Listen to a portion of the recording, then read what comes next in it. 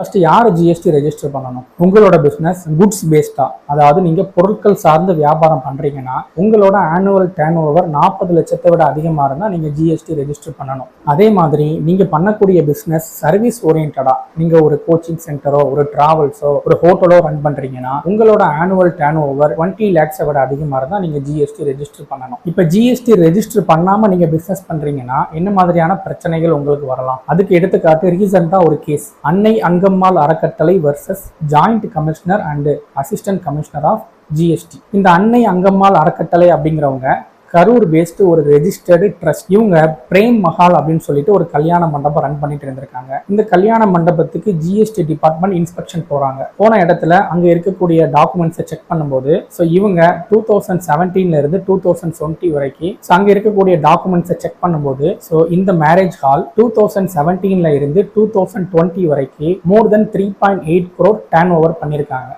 அந்த டைங்கள்ல இந்த marriage hall GST register பண்ணல. ஆஃப்டர் இன்ஸ்பெக்ஷன் தான் இங்க என்ன பண்றாங்க, ஜிஎஸ்டி ரெஜிஸ்ட்ரேஷன் பண்றாங்க. அதுக்கப்புறம் ரிட்டர்ன் ஃபைல் பண்ணி அதற்கான taxes more than 58 lakhs with பெனால்ட்டியோட அவங்க பே பண்ணியிருக்காங்க. அது மட்டும் இல்லாம இந்த கேஸ்ல இவங்க சென்னை ஹைகோர்ட்ல ரிட் பெட்டிஷன் ஃபைல் பண்ணியிருக்காங்க. அங்கேயும் இவங்களுக்கு என்ன ஆகல, இவங்களுக்கு சாதகமான ஒரு ஆர்டர் கிடைக்கல. அங்கேயும் கோர்ட் என்ன பண்றாங்க, ஜிஎஸ்டி ஆஃபீஸர்ஸ் கொடுத்த அந்த ஷோகாஸ் நோட்டீஸை தான் நீங்க ஃபாலோ பண்ணணும் அப்படின்னு சொல்லிட்டு இந்த கேஸை டிஸ்போஸ் பண்ணியிருக்காங்க.